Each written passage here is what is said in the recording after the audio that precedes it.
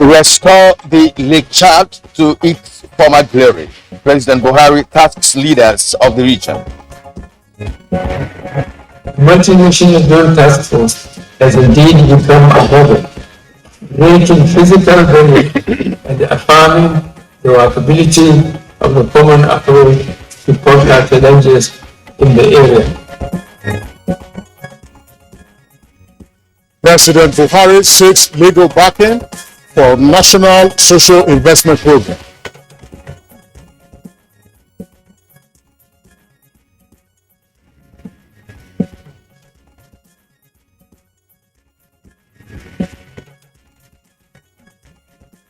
Everybody who is targeting public resources does harm in our country.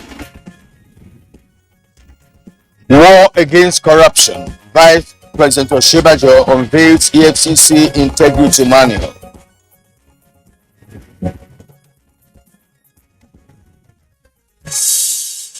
Oh, all right. Good morning, Nigeria. Today, of course, is focusing on the persistent fuel crisis in major cities in Nigeria. Yes, the scarcity of petrol in Lagos, Abuja, Kano, Kaduna, and other parts of the country is taking a new dimension as marketers have alleged racketeering at the depots. Besides, the price of the product has gone past the 180 naira per litre mark, although not the official rate. But this is largely used by major petrol stations in Abuja, for instance, and it's been so for about a month now. Yes, and inquiries made across some states and Abuja revealed the tough situation Nigerians face to get petrol with attendant increase in transport fares and product price hike, including, of course, the longer hours, of the queue. Absolutely. In Lagos, for instance, a number of filling stations have shut down owing to a lack of product supply, while consumers are, on the other hand, alleging hoarding. There are a few stations in other areas in Lagos are selling the product for, it is said, between 250 naira and 300 naira. And here in Abuja, the FCT, more filling stations are shut, especially within the city center, while some of those, the outskirts of the city, sell for about 250 naira per litre. Those who sell for 180 naira and above have allegedly adjusted their pump price. And like I informed you yesterday, Kingsley, down the eastern part of the country, there are no queues. We have to buy at 230, 220, 240, as the case may be. Well, that's the situation that you indicated yesterday, but it's not different in terms of the scarcity in Kano metropolis, where a number of filling stations have been shut for several weeks now, while the majority of, or rather, while the few that are operating are said to be selling their fuel at well over 250 naira per litre. So, with the holiday season fast approaching, the question on the lips of many Nigerians now is, when will the fuel queues just go away? Well, it's been said that marketers are also concerned and worried over the situation and are asking government, especially NNPC Limited and the Nigerian Midstream and Downstream Petroleum Regulatory Authority to address the situation.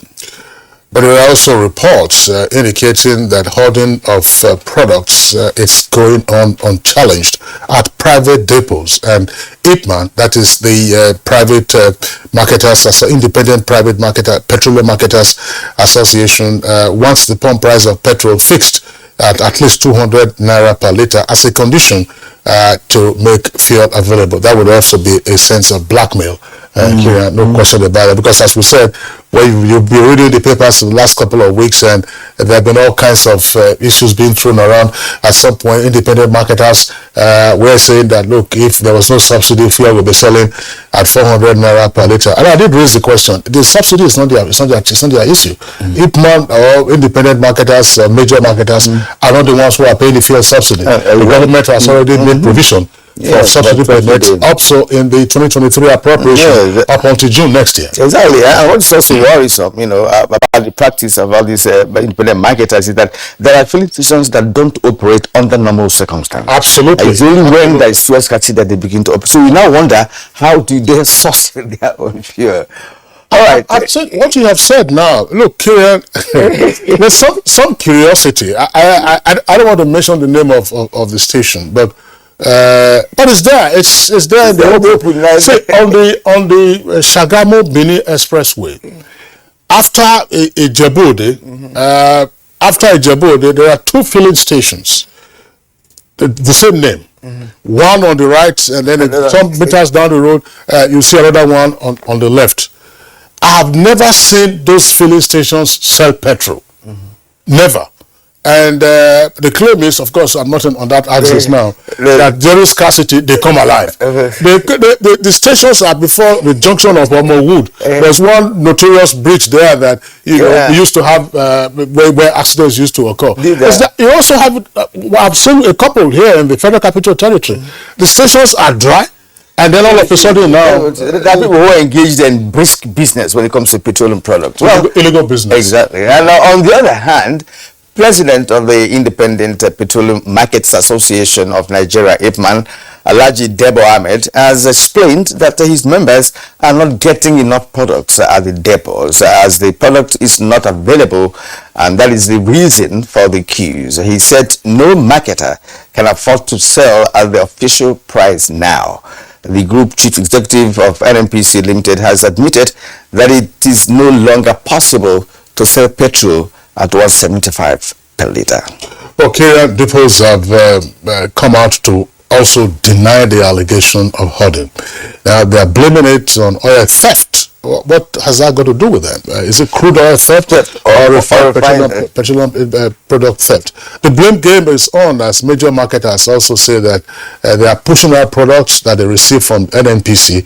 Other marketers are blaming scarcity of the products on forex crisis. So all kinds of excuses you would find in the mix. But the key thing is that Nigerians are spending needless man hours at major filling stations in major cities of the country, where of course you have the highest population of vehicles around. Yes, and meanwhile the latest petrol stock data of this is one of the new agencies, the authority, the regulatory authority, yesterday showed that the NNPC had 2.51 billion liters of petrol that could last for 33 days at an average of 60 million liters of petrol consumption daily. The analysis of this data confirms some marketers claim that the NNPC had gone low on supply. But if you have stock for 33 days, why are you not rolling out the stock you have for 33 days? I mean, before you exhaust the stock for 33 days, you would have had some replenishment of your stock. Well, we shall find out what the true situation is and what, of course, needs to be done to stop all the shenanigans, as some would say, going on with regard to the persistent fuel scarcity in the country. It's on that note we'd like to welcome you to this edition of Good Morning Nigeria. My name is Kingsley Osadolo. And I am Kieran Umayo, joining Kingsley to say welcome to our show this morning. And we are live on the network service of the NTA, reaching you from our Abuja studios. As usual, we have our complimentary segments that will make up today's package. For now, we have Lydia Odija once again as our newscaster this morning. Welcome, Lydia. Thank you, Kieran. Good morning, Kingsley. Here is the news. The heads of states and government of the Lake Chad region have been tasked to take ownership of the challenges confronting their area and provide the desired leadership needed towards its transformation and restoration to its former glory. President Muhammadu Buhari, who through the challenge also made a strong case for troops of the multinational joint task force to be adequately motivated to take the final push to eradicate terrorism from that region. Our sustained sacrifices and restore peace and stability to the region and to enable the people in the area to return to their normal lives and activities are highly commendable. The multinational joint task force has indeed become a model, breaking physical barriers and affirming the workability of a common approach to conquer challenges in the area.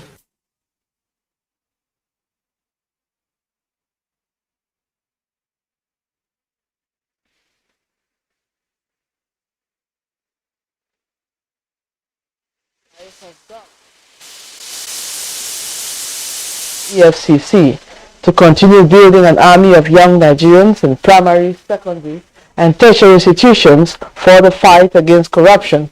One message which Vice President Yemi Osinbajo said the nation must keep passing on to the youth is that corruption is the worst destroyer of destinies of people and that they must fight it as one fights a mortal enemy in war.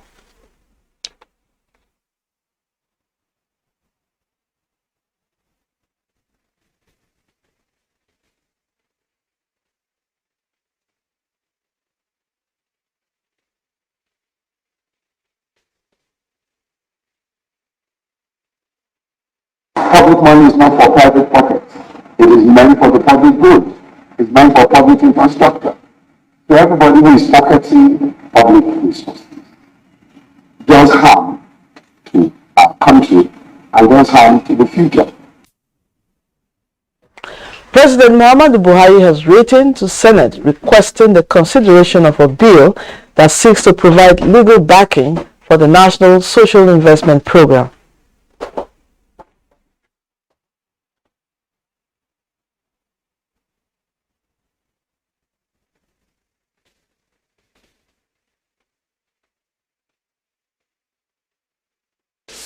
I forward here with the National Social Investment Program Establishment Bill for the kind consideration of the Senate. The National Social Investment Program Establishment Bill seeks to provide a legal and institutional framework for the establishment of National Social Investment Program for the assistance and empowerment of the poor. Minister of Finance, Budget and National Planning Zainab Ahmed has cleared the furore generated by 206 billion naira for social safety nets in the budget of Ministry of Humanitarian Affairs and Disaster Management. This was when she appeared before the House Committee on Appropriations. In providing for this provision, the Budget Office had mistakenly selected a wrong code which described the amount as security equipment. So our feeling is that our colleague in the Ministry of Humanitarian Affairs could have simply asked, what is this security equipment of 206 billion that is in our budget? Those who gave us the money also want to know how we spent it. So the moment you start raising controversies around it, when it is not necessary, you are making life more difficult for our national economy.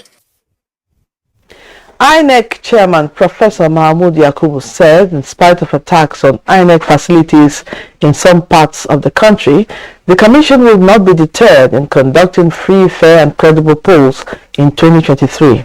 Professor Yakubu gave the assurance during his official visit to Ogun State. I want to once again assure the people of Abuja South, the people of Ogun State and the people of Nigeria that the Commission is determined to make the 2023 elections our best ever. We will not be deterred, we will not be cowed by act of arson by undemocratic or retrogressive elements. Meanwhile, the federal government has launched a rural development project known as Rural Access and Agricultural Marketing in Nigeria. The $575 million project was launched by the representative of President Muhammadu Buhari, Professor Babagana Umar Zulum, in Abuja. We've asked that the states really put in place institutional structures to have a road asset maintenance agency, to clarify the roles and responsibilities for how this will be sustained going forward. To ensuring that the project is not only implemented according to schedule, but also meet intended design standards as agreed.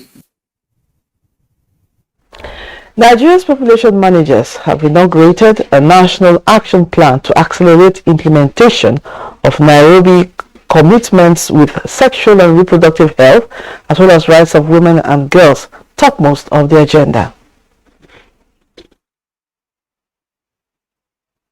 The National Action Plan is designed to guide implementation of programs and interventions that will accelerate progress to achieve the commitments made in Nairobi. There's work to do for all of us. There are promises to keep, and we cannot stop marching. That's the news for now. Good Morning Nigeria continues with Kirian and Kingsley after this time out. Do stay with us. Good morning. The Grand Patron of the Tinubu Shetima Women's Presidential Campaign Council, Mrs. Aisha Buhari, invites all APC female ministers, heads of agencies and parastatals, women's zonal coordinators, wives of governors, grassroots mobilizers, all APC women in Nigeria to the Northwest flag off of the Tinubu Shetima Women's Presidential Campaign. The venue, People Square, Katsina Town, Katsina. Date, 30th November 2022. Time, 10 a.m. Come one, come all. The security challenges we have faced as a government have been daunting, from terrorism to banditry, to kidnapping, to separatist violence, to crude oil theft, to armed robbery, and sundry crimes. Is undoubtedly the greatest challenge to the peace and security of our great country since the Civil War of 1967 to 1970. It's a kind of challenge that would have overwhelmed many nations. But thanks to the purposeful leadership of President Muhammadu Buhari, we can say, I want to repeat, that the worst is over and peace and security are gradually returning to the land. This message is brought to you from the Federal Ministry of Information and Culture.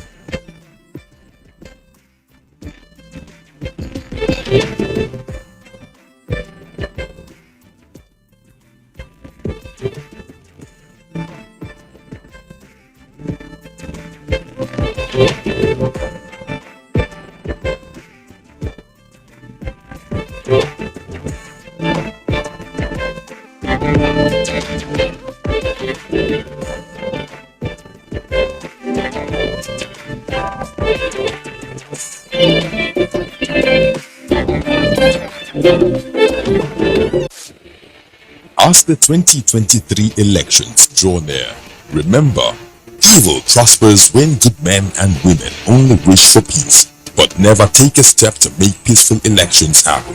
Are you a father? Are you a mother? What are you saying to your children as elections approach? Have you warned them not to let themselves be used to cause violence? Have you explained to them what the consequences of electoral violence might be? Do your part to make peaceful elections happen. Talk to your children. Protect them from unscrupulous politicians who want to put them in harm's way, while their own children are comfortable at home, within and outside the country. Let's join hands to make 2023 elections peaceful. This message is from the National Orientation Agency, NOAA.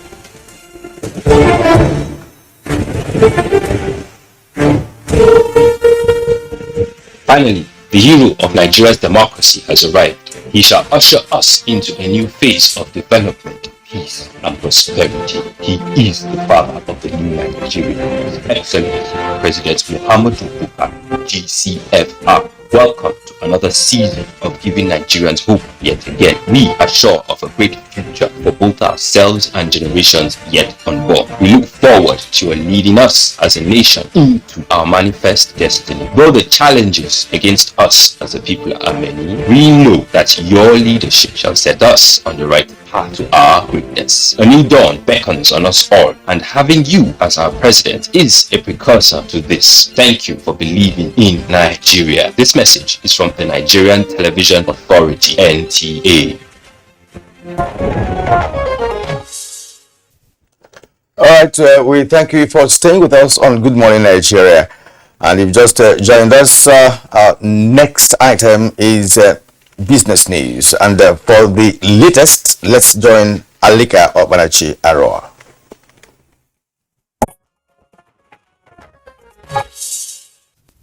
With the repatriation of $4.99 billion in 10 months by Nigeria's non-oil exporters, Minister of Industry, Trade and Investment Adeniyi Adebayo is of the view that more foreign exchange can be earned through adherence to international best practice that will guarantee acceptance of Nigeria's products by the international market. To this end, we have commenced the implementation of the Nigerian National Quality Policy, which is aimed at putting in place the necessary regulatory framework, institutions, and physical infrastructure to ensure that Nigeria's products meet global standards. Now let's take a look at Tuesday tradings on the floor of the exchange.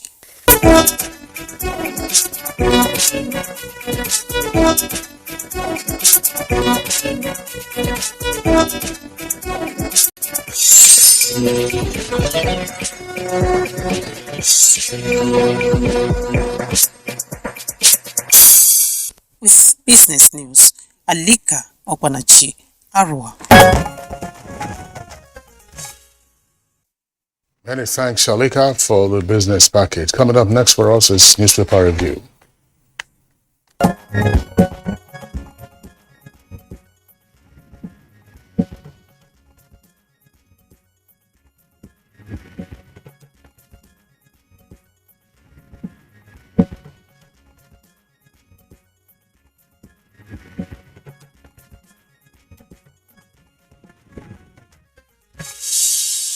Our newspaper reviewer, Chukwudi Okolie-Waja, is already here with us in the studio. Chukwudi, it's good to have you again. Gentlemen, thanks for having me once more. All right, we have three papers. Let's begin with the Punch. The Punch newspaper, above the name flag of the Punch newspaper, depots sell 220 naira a litre. Marketers project 350 a litre pump price. Ipman, others decry jump in landing cost, foresee gloomy Christmas. All that on page 27. 87% of Nigeria's rural roads deplorable, as according to the World Bank. On page 28. Budget padding allegation senseless, says Finance Minister. Details on page 8. Now the lead story on the Punch newspaper. Import duty controversy. Private jet owners sue government over 30 billion naira tax. Three riders to that. 17 business moguls, banks, others move to stop government from grounding luxury jets. Aircraft owners sue government with foreign registered firms. Trustees insist payment illegal. NTA customs await court papers. Abuja court plan to set hearing dates for suit. You can get details of that on page 2 of the Punch newspaper. The photo story is that of NDLEA that nabbed the suspected drug baron, and the paper says NDLEA nabbed suspected drug baron, brother flees. That's on page 4. And the security agent silent on whereabouts of Aisha's Toyota critic. That story is on page 12. Now, fire gulls Kano market destroys 150 shops. Details on page 5. Kogi China plan 591 billion naira investment, 685,000 jobs to be created. That's on page 31. All right, Kingsley. Kieran, thanks. Let's also very quickly take a look at some of the headlines on the window page of the Blueprint newspaper. Blueprint, Russia-Ukraine war. Buhari calls for tighter border security in Lake Chad. We have a number of writers to that. But the lead story comes with a kicker. 30 years after CSP Okoli's sack, Judge slams 3-month jail term on Inspector General of Police. And police say we are not aware of court order. Judge grants 10 million naira to applicant, threatens more sanction if contempt persists. Case not under current Inspector General of Police purview. That's according to Force Headquarters. And others investigation into the allegation. No plan to relocate FCT, that's the Federal Capital Territory, to Lagos. That's according to Tinubu. Elder statesman Onongo, that's Paul Onongo of the Second Republic, dies at 87. Federal government okays 14-day paternity leave for civil servants. Adeleke makes U-turn on workers and monarch sack. APC mocks governor. 2023 census, MPC urges Nigerians, I imagine, to apply for ad hoc e-recruitment.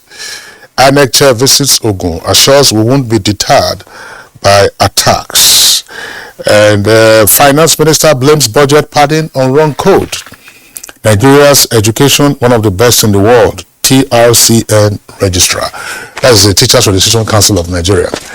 Now, very quickly, from the Nation newspaper, let's again take some headlines from the front page. Some of them, of course, we read already. Gunmen killed DPO's mother and brother in Katsina. Senegal through to round of 16 at Qatar World Cup. And Ekiti Assembly recalls 3 suspended lawmakers. NDLA arrests drug kingpin. Wike to Rivers PDP await directive on presidential poll. And this is taken from the story itself. You will vote, quoting the governor now, you will vote for our governor, our senatorial candidates, House of Reps candidates, and Assembly candidates. Then the other one, I will come and tell you where you will vote. All right. That's Wiki being quoted on the front page of the Nation newspaper. Budget office behind padding, says minister. And then, of course, we go over now to Chukudi. We have tactically avoided this Wiki thing. You know, I don't know why, but maybe we should stay that way for now. Let me go to things that concern the people more. No, tactically avoided how? In what sense? Oh, well, for me, I see a lot of theatricals going on there. And to give it analysis from a journalistic point of view, might be a job that doesn't quite fetch a lot of substance. It's an opinion. Some of the things happening concerning the wicked thing are things I feel that inter-party, not internal, intra, within the party itself, should have long been solved. And Nigerians should not be given this nagging headache over people's preference for excessive thinking. But people like me, I'm enjoying the scenario. I mean, you know, politicians are showing us their colors, you know, I mean, and it's very appreciative of the quality of what we have. I mean, those who are the key stakeholders in our political space. What value does it add to our daily life? In terms of having a good understanding of who they are and how they intend to practice it, so that people like us can make a choice. Those who will vote will make a choice of their own, right? So that's what is important to me with respect to all those fights in the inter-party and all of that. I mean, it's been synonymous with Nigerian political parties. I mean, over the years. But Kingsley didn't quite agree with that practically avoiding. No, I asked. No, you said that we were silent on it, and I needed you to explain what you had wrong. Okay, that's fine. Just as part of the theater going on in the political space, I'm sure everybody's enjoying it, but of course it's not funny to those who are the receiving end. In this case, that's the PDP presidential candidate and the presidential council of the PDP. As part of the theater, I'm sure you hear Wike singing and dancing sometimes. As if they pain them, if they sweet us, as if they sweet us, if they pain them, and then you know you'll be dancing. I'm seeing this sartorial outlet. But I said it's a game. First of all, I mean the crisis appears intractable. But it's also a game of attrition. It's unfortunate, but we will let them sort themselves out. There's this incessant nabbing of drug barons in this country. What can you say about that? I mean, it's been consistent, you know, and each time a catch is paid. It's the big one, you know. It's not just you know, the traffickers, the street traffickers, you know, but the main dealers of drugs in Nigeria. What does that get to show about Nigeria with respect to drug trafficking and abuse? We got more serious. we decided to take them head on. You don't want to tell me that Nigerian security forces have been totally ignorant of the presence of these people all these decades, all these years and all that. If suddenly there seems to be a reinforced attitude towards putting a stop to something that actually does, that is actually an ill wind that blows no one any good, I think it is something we should salute and say thank you eventually for doing what you should do. It is just like the heightened effort against banditry, insurgency and all that. Nigerians are happy that something is beginning to happen. It's not as if they've not been working. We don't know. You are not in security. So you cannot just stay out here and pontificate about a matter you do not understand. But we want to say that when we hear these things, we feel that there is really a guardian angel looking to the affairs of this country and is going to rub up well on our future development. And what obtains even in other countries is that if drug trafficking is excelling in a system, and then there are some elements, in the force who perhaps are conniving or who have exactly. And in recent times we've also had stories of very high police officers getting directly involved in drug movement. Those were allegations. When we cannot prove it, we choose to keep quiet about it. NDLA should be commended for what they've been doing. In the past, mostly those who were arrested were simply mules. That is to say, those who were errand boys for the big time drug barons. So as they are taking in the big drug barons, it's making the environment much hotter and tougher for them to operate, and that's the way it should be. I didn't want to go personal, but there is a man called Buba Marwa somewhere now. It means a lot. His pedigree speaks for itself. But let me not run a promotional on him. NTA could ask me to pay. Well, I want to return to this. I said I want to return to it because we had a similar story some weeks ago when the chairman of the EFCC was jailed for contempt of court. Now it is the Inspector General of Police who is also been sentenced to 3 months in jail for contempt of court. Just to restate that in the administration of justice, contempt of court is taken as a very serious offense.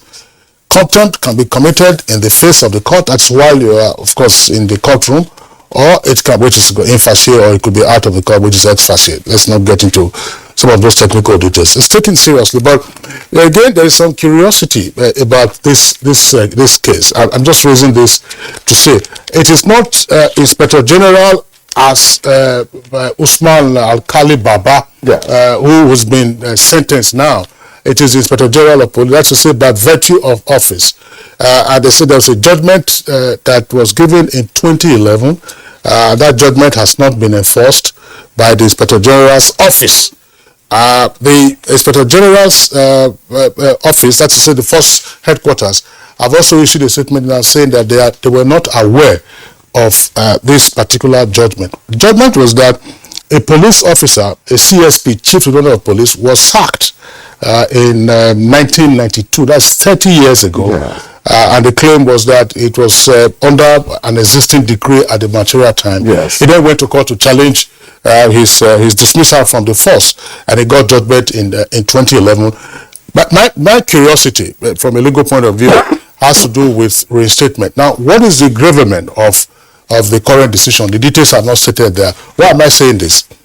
If you look at the age of CSP Okoli today, of course, he's gone past the age of retirement. If he was fired 30 years ago, he couldn't have become a CSP within 5 years of service. So he has gone past his service year. So if he has gone past his service year, what then do you do? Are you still going to reinstate him to service? Or pay him compensation? No, not just compensation. Pay him for the period that he would have served from 1992 until a period of time. So that if that is the case, it is also not stated in the story. I haven't read the judgment. Definitely. Now, ordinarily, it's also a decision given by the Federal High Court. Yes. At the time this case started, and the time judgment was given, there was no National Industrial Court, which now deals with employment matters and so on and so forth. So it's a bit complicated. I would do know that in issues of this nature, the IGP, of course, could take steps through the legal department of the police force to either vacate the order or have a stay of his commuter to prison. Otherwise, it might be escorted this morning by some of his officers to Kuje Correctional Service. That said, what I want to take out there that the common man would easily understand is that we are being reminded that no one is above the law. That's right. Very important. No one is above the law. The president, the governors, and the deputies and all that might have immunity for now, but even they themselves could answer to certain things, later, So it matters to us that we are reminded that the law is the final arbiter. When the law disappears, anarchy knocks on the door. Exactly. Understand? Yeah. So it matters to me that such things are happening. And my worry about the entire scenario, is the fact that the police authority denied knowledge of such judgment. But we have a legal department in the police headquarters that should keep track our record of issues involving the police. Perhaps especially in court, right? So denying knowledge. For me, the court is putting them on their toes. Yes. And I like it. You see, when people say that Nigeria is not moving, I laugh. I'm a very patient man, and I study society and all that, It doesn't happen in one fell swoop, given our circumstances. It's not going to happen that way. Okay. But INEC is telling us here that no amount of attacks will stop credible elections. That, I think, gentlemen, reinforces our belief in them. But somebody quickly is saying that lawyers, really, Kingsley's learned friends, are saying that INEC is not independent. They are afraid of powers that be. They say INEC has failed to employ statutory instruments. Who are the lawyers saying that? Wait. I saw. No, who are the lawyers? I'm not one of those saying that. You're not one of them. I don't know. Typically, very quickly. No, I'm not going to give you the opportunity to fill in the lacuna. Okay. All right, very quickly. I mean, let's because we have the story here on the front page. We need to say it. Okay. Paul Unongo, I'm sure we all remember him. He was a minister. He was a minister of steel. Of course, one of the other very popular ministers of steel in those days was Ali Makele, Ali Makele.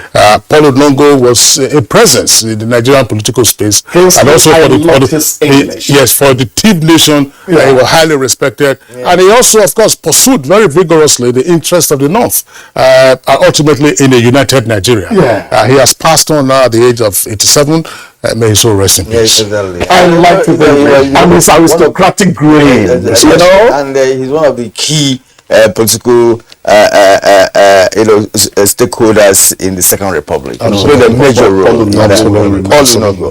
All right, gentlemen. So we won't be able to discuss that today. 14-day paternity leave for federal workers. Well, it didn't say that May you should go and start having. It's okay, but period. We'll get more details of that tomorrow as we conclude this segment. To us surplus to and that you will do that tomorrow. He is beginning to blackmail us with all his No. Well, I've long since left that department. Long since, by the grace of now the men in service will jubilate and celebrate that. Not just give women maternity leave, that should be paternity leave as well. On that note, we conclude this edition of Super Review. We'll do that again tomorrow when we return with a fresh package. For now, let's thank Chukuli, for gentlemen. I want to thank you for starting my day properly. All right, now we'll take a short break. When we come back, the program continues. Operation Wild Punch covers Kaduna and Niger States. The operation was recently reorganized to also cover the critical Abuja-Kaduna Expressway, which had a defunct standby alone operation, codename Operation Thunder Strike.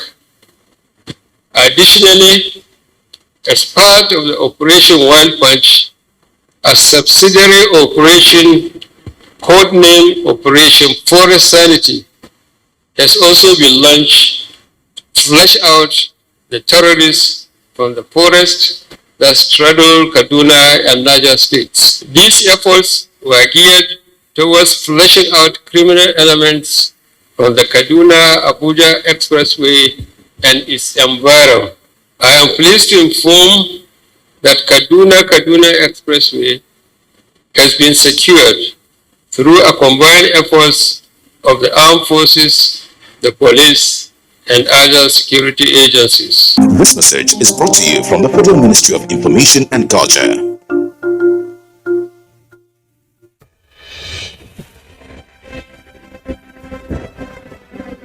Every day in our country, senior citizens are discriminated against, disparaged, and treated with disdain by those who ought to respect them. We are all complicit in the way we have treated the elderly members of our society as institutions, families, or members of a shared society. Every time senior citizens get offered less than they deserve for the work they do because they are old, poor, and desperate, we are failing them. Senior citizen loses a child, and wow, they must be responsible for their death.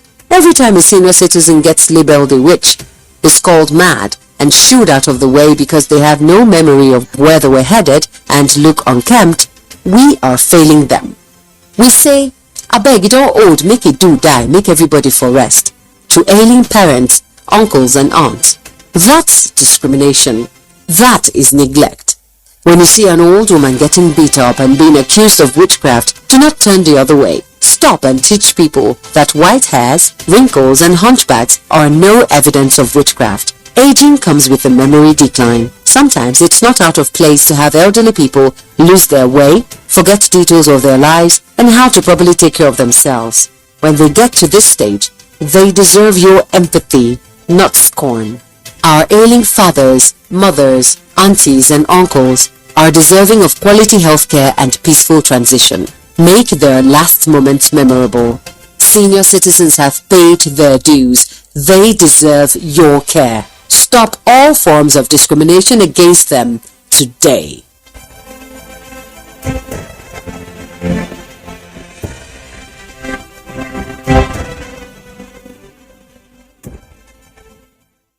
Our pastors, our imams, in every church, in every mosque, please realize that in the course of praying for peaceful and transparent elections, we all have duties beyond prayers. If we want a stable society before, during, and after the elections, what should you be saying to those that worship with you? All Sundays and all Fridays, you are saddled with the responsibility of bringing up good generations. It is therefore your duty to both man and God to ensure peace all the time, no matter about elections alone. People talk to people and people listen. Talk to your followers. Make them listen to ensure peaceful 2023 elections. This message from the National Orientation Agency. The counsel of our fathers. I will urge and advise our younger generation to use talent and brain to sort out problems, not arms. Nigerian youths, let's build our nation together.